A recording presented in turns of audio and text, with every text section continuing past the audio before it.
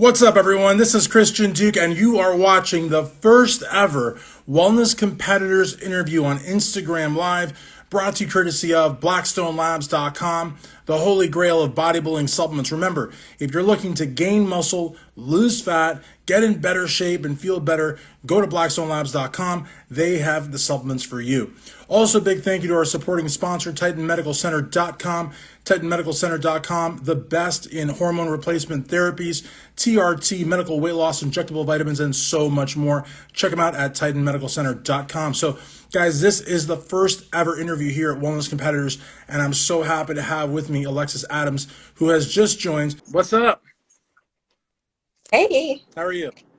You've been tagging the Wellness Competitors page for quite some time, and you've also been tagging Strength Addicts, and I really appreciate that.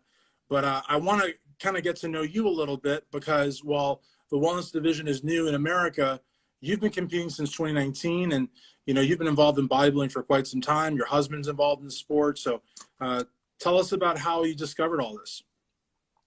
So my husband, we've been together since 2014, and he had just started like his bodybuilding lifestyle then. He had been pushing me to compete for a long time, and it was a constant no. I was in pageants, so I was trying to go for that physical look, and I was always fighting it. Just genetically, I hold muscle. And then eventually I just didn't have the look for that. So in 2019, I gave in, and then joined with the coach that he had then, Nelson Jones. And that's who I still have.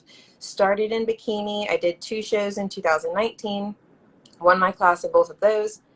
Planned Junior USA in bikini last year. But luckily I did a regional show, and they told me I'd outgrown bikini. Like, in no shape or form was I bikini anymore. So we pivoted, switched. I did Junior USA last year, placed second, then did Universe, placed seventh, and then we scrapped it, went into off season, and now we're in prep. Absolutely. And, the thing about it too is that, just a few things about that. So when you were doing pageants, it's interesting because you've kind of been like pushed out of two different competitive divisions, so to speak. In pageant, you said you were quote unquote too fit. So like get out. And then in bikini, you're too big for bikini. So they're almost like kind of like, but Alexis, I kind of appreciate that in a way because before there was wellness, at least here in America, I feel like they maybe wouldn't have said anything to a bikini competitor, and she would have just had to endure bad placing after bad placing. And she's in shape, but she's not figure. There was no wellness, so I think it's kind of a blessing that it was introduced here because I mean I look at your shots. I mean your legs are wellness 100%. I mean even when you're not in the gym or photo shoot or on stage, just like you do these things where you like post pictures like outside your front door, and that's like pure wellness. The legs are pure wellness, and I think wellness. I think bikini is all about really glutes. I think wellness is all about legs, quads, hamstrings, and that's just a very leg dominant division. Yeah. In bikini, I was running 4 or 5 miles a day. On my leg days, I would do half of my workout, run 4 miles, and then come back and finish my leg day. So, I've always been running them off. And then in my posing, I was constantly trying to hide my quads. So it's definitely been a switch. And leg day's always been my favorite day. So switching and actually being able to train them as heavy as I could and wanted to, and pushing them, has definitely probably been my favorite change out of everything. Absolutely. Now, uh, when it comes to showcasing a physique, hiding flaws, or I guess in your case, hiding leg development in bikini, I mean, you're probably like an expert because you also do posing, right? You do posing for bikini and for wellness. I mean, but thank God you don't have to hide your gains anymore to stay in a division where you really don't fit. Now you can like showcase them in a division that was really made for you. But if you can talk about the importance of posing because you know it's something that seems to be repeated ad nauseum, but people, this is nothing to do with intelligence. It's just, I think people focus more so on training and condition and supplementation, eating, but they don't think about posing. It's like, it's like an afterthought almost. Yeah, I think that a lot of people have the misconception that posing is easy and posing will come natural. And as long as you have the physique, then you'll be able to pose, which is Right. not true. Walking in heels on stage gracefully is actually much more difficult than it looks. The girls who make it look easy on stage practice every single day, hours sometimes. They have a posing coach. They record themselves, they watch it back, and they make small tweaks all the time. And I think girls put it on the back burner. They just underestimate it. And then they come to a posing coach like 5 weeks out from their competition and expect miracles to happen.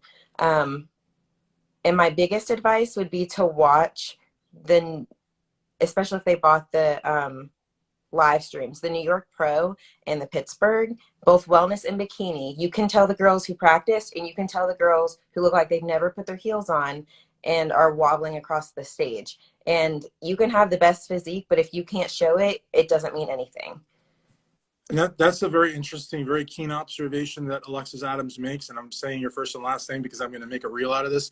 Because for the folks that bought the pay-per-view for the Pittsburgh Pro and the New York Pro, it's almost like when you're in football in high school and the coach asks you to watch yourself play.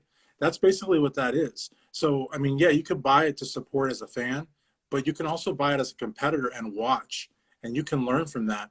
I think that's pretty powerful. And, one thing I don't do it anymore, but like last year and years prior, there were clinics that I was a part of, free NPC seminars, and they're great. But for a competitor to attend one of those events on a Saturday morning for an hour, and that be their entire exposure to posing instruction, is not going to work either. And those are great seminars with great people, but that's 1 hour out of a 16-week prep. That's not going to make you a posing star. It's just not. Right. And so I've noticed, like, for example, a buddy of mine, Peter Sciallo, is an IFBB pro in classic physique. He's got a coach for training. He's got a coach for nutrition. He's got a lot of coaches, but he does really well. His master's competitor is like smoking open guys. I mean, he's just winning open shows. But he also has a posing coach. And he lives in Miami, I believe. He drives to Tampa. So he basically drives 2-3 hours at least once a month to pose with this guy. Then in the Northeast, you got Kenny Wallach. A lot of people they'll go to Kenny. They'll drive 5 hours to go to Kenny. And I'm sure people go to you for the same reason. And I feel like if you're going to spend all the money on a prep, on the food, the supplements, all of that stuff, the bikinis, I mean, it's a fortune. Why shortcut on the posing? It doesn't make any sense. And the posing, really, I mean, I don't think you don't need to schedule and pay for sessions every day or even necessarily every week if you're not super close to a show. Um, and the lifestyle, the food, the supplements, the suits, especially for women, are so expensive. Posing coaches aren't even that expensive for one session. I am not the most expensive at all. And the most that I've heard are like $100 for 30 minutes. So yeah, that sounds like a lot if you think about it that way. But if you're getting quality help in one 30-minute session and you can take that and practice every day to show the physique that you're working 16 or 20 weeks to cut down to, it's worth it. Absolutely. And the thing too, I don't know if you allow taping at your posing sessions, but I mean, if you did, somebody could tape themselves getting instruction from you and then practice all week for another week or 2 weeks and come back and then, see the improvements. But the thing is also is that the bodybuilders are the ones, honestly, I think that have um, the opportunity of being on stage the longest. But pretty much every other division, they have very, very few poses, very, very little stage time, and they need to know exactly. Well, there's no time to waste. There really isn't. And even when you're not posing, like, let's say that you don't get the first call out, or let's say that you're on the wings, do you just stand there and stare at your shoes? No, there are things to do at all stages of competition, and you can actually improve your call out in the prejudging by how you stand and what you do and what you don't. So yeah, I couldn't agree more. I think it's so important. And again, I mean, I know it sounds like like it's nothing, but it really, I mean, what's $100, $200, $300 if you've spent like 4 or 5 thousand? I mean, what in the grand scheme of things? um Right. And like in wellness, it's an overall package. It's not the girl with the biggest legs. It's not the girl with the biggest glutes. It's not the girl with the prettiest face. She's got to be pretty. She's got to have legs. She's got to have glutes, and she's got to be able to pose. If you're walking like a duck on stage, you're not going to win. Right. And you know, the other thing too is, oh, sorry. No, I couldn't agree more. And the other thing too is because wellness is such a new division, I would think the posing would even be more important. You know what I mean? Because, you know, I would imagine if you get up there, you know, and you pose as a bikini competitor in the wellness division, that's not going to go well. You know what I mean? And you know, it, I think with a posing coach also, there's some added benefits. You can ask about jewelry. You can ask about hair. You can ask about, you know, a lot of different things. You know, you can even ask about suit color. I mean, if you're there, I'm not saying that the opposing coach is going to answer, but why not pick their brain while you're there? You know what I mean? You shake a Right. tree hard enough, some apples come down, you know? Um, but I just feel like it, and I also think that a lot of people don't know what wellness is. You know, I think some people think it's like a plump division, which it's not. Some people think it's a softer bikini, which it's not. You know, so it's like it might be pretty eye opening to go to a opposing coach for that as well. Maybe a opposing coach might say, you know, maybe you're not ready yet. You know, nobody wants to hear that, but I would prefer to hear that as opposed to, you know, getting like annihilated on stage. You know, Right. And I've told my clients that. And I've had clients ask me, and I'm like, listen, if we were coaching your diet and your training, we would tell you that you need more of an off season. That, I mean, you're not 4 weeks out from your show. And I think that that's just reality for some competitors. And I think that competitors that have coaches that are just going to let them get on stage because they're paying them monthly, that's ridiculous. Why put effort into something and get on stage and not do as well as you want to or could have when you could take the time and build your physique to the best that you could and then get on stage? yeah, and that I think touches upon. So I'm sorry about that. A call was coming in. I hate people call me like at all times. But I think that touches upon something also that, you know, I'm seeing a little bit of here and there. Wellness is a look that, in my opinion, comes from, you know, a lot of athleticism. A lot of volleyball players, for example, are like natural born wellness competitors, you know, and there's coaches that you can see on Instagram, you can see on Facebook that are saying, I can make you a wellness, like saying, you know, marketing, there's coaches that market to bikini competitors and they say, I can make you a wellness competitor in 6 months. Well, you really can't. You know what I mean? Right. Like you really can't. You know, maybe with one or two genetic freaks out there, you know, that have like a predisposition to just pack on muscle, but to say you can make a bikini competitor, a wellness competitor, you know, in months, that's smoke. Right, for sure. I think especially right now because wellness is so new, the girls in America, at least the girls who are just now transitioning from figure or from bikini, they already had a lower body dominant physique, and a lot of them did have a background in sports. Like I played soccer for years and years and years, so I mean, like I've always been athletic. And then I just trained in the gym with no real intent before I did pageants, so I had the muscle there. um, Hmm. and then it also depends on genetics to an extent too, and how quickly you can add muscle. The division's only been, this is the second year that the division has been here, and they really only announced it like what, 2.5 years ago. So Right. there's not been a ton of time. I think that bikini girls can transition, um, even the super tiny ones, but it's just going to take time. Yeah. No, and I couldn't agree more. And you know, with I started the wellness competitors page first, but I also have wellness competitors, so hopefully people will tag both. But um, you know, every day, and I feel kind of crappy saying this, but every day there's like at least half a dozen, sometimes more than a dozen bikini competitors. I mean, 100% bikini competitors tagging this page, wanting to get reposted. There is no quad development there. They do not look like wellness competitors at all. And so it's like I don't repost them. I think you know, I try to double tap, but you know, I don't want to really encourage them by reposting them because they're not wellness competitors. And so they want it, but they're not there. So like you say, I do believe that, you know, over the course of a year or some time, I don't want to put any like specific time frames, but like definitely not like a month or two, like some of these, these snake oil salesman coaches are putting out there, but they can reach it. But it's definitely a look that's going to take some work. I don't know, like, what would be harder, if going up from bikini to wellness, or going, I guess, down from figure to wellness. I don't know what would be harder, but I think they'd both probably be equally hard depending on the person. Right. So, I mean, and again, like you said, the division hasn't been around long, only 2.5 years. I think what is good about it, though, is the fact that it's been around the world for so long. So there's at least, those other federations to look at. But then again, the AFBI Pro League marches to the beat of its own drum. So it really doesn't help that much either. It really has only been around 2.5 years. So, Right.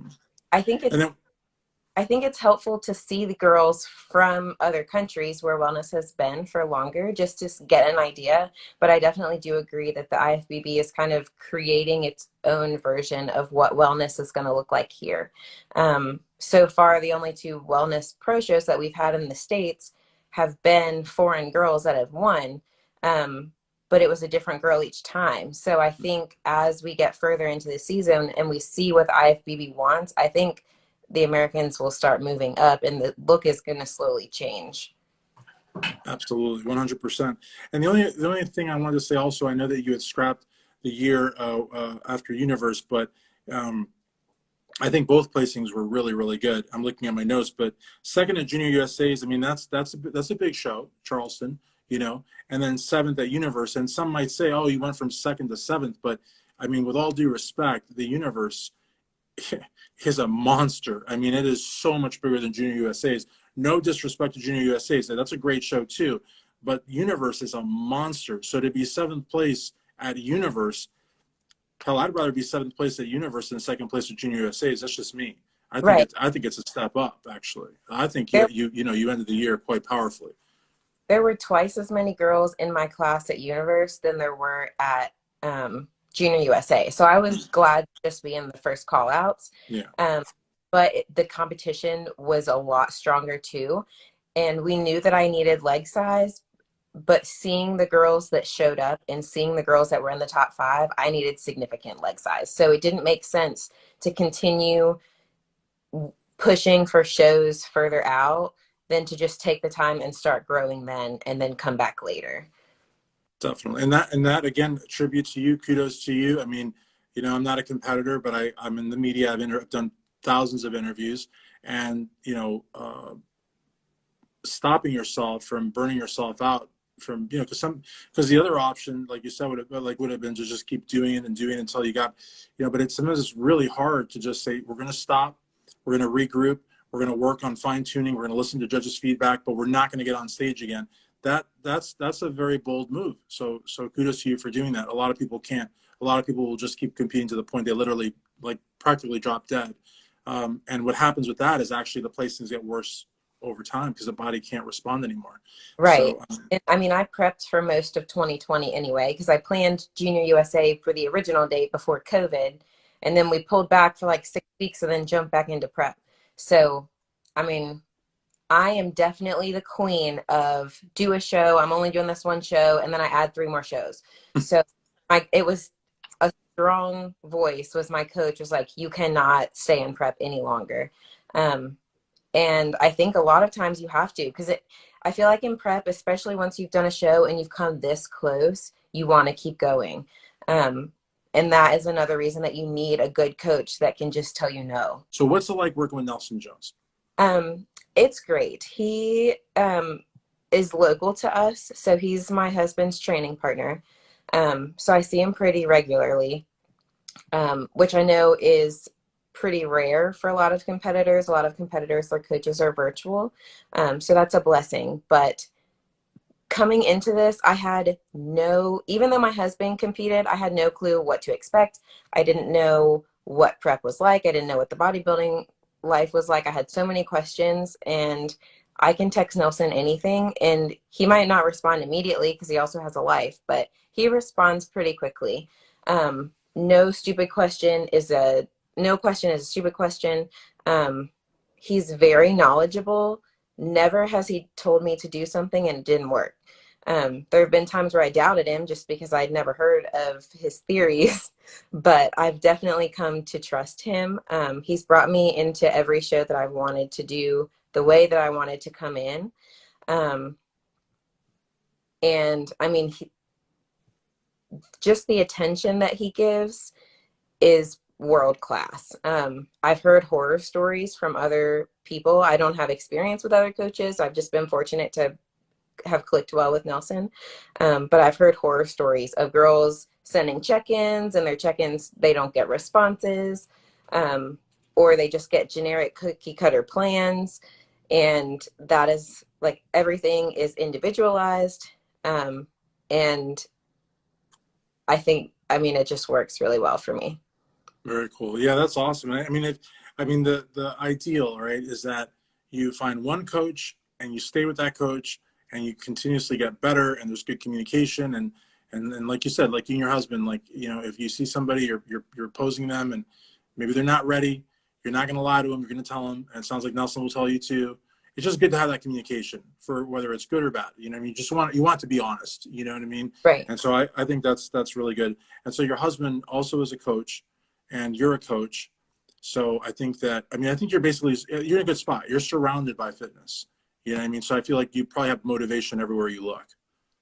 Yes. And that's definitely, it's kind of grown since I first started in 2019. I've kind of changed the circle that's around me, um, as far as closeness. And I think that's a huge impact and really important if you want to go far in the bodybuilding industry, because you have to have people in your corner that kind of understand the lifestyle. Your family will root you on, they'll tell you you look great, but they're also going to wonder why at dinner you can't eat the steak that they cooked. You know, Mm, so it's just really nice to have people around that get it. absolutely. Yeah. And that's something that I think is also like very insightful too. And something like, you know, like the same way making the bold decision to stop competing and regroup. I also think that, you know, uh, fine tuning your circle is a lot easier said than done for a lot of people. And they would rather have, and then you're talking about people that don't understand the diet and don't understand maybe like the training aspects, but there's also people, as I'm sure you're aware, like hopefully you don't have any in your circle, but that will just bring you down. And just, it's not even a question that they don't understand. They don't want to understand and they don't like what you're doing because maybe they don't like you being happy. I mean, there's all sorts of friends, you know, friends. Absolutely. And so, And even people in the industry, most people I feel that I found, support each other. Competitors, even in the same division, support each other. Um, Everyone wants to see each other do well, but there are people who you might think are your friends that really aren't. If you have someone that you think you're close with, but it feels like there's tension all the time, get rid of that person. I for learned sure. that here. It can be difficult. You can think a friendship exists, but it's not the case. And if something is causing you anxiety and is getting in the way of your goals, you have to get rid of it. No, absolutely. And there's situations too, like where, you know, someone's your friend only until, you know, you're not doing better than them. Right. Then the friendship changes.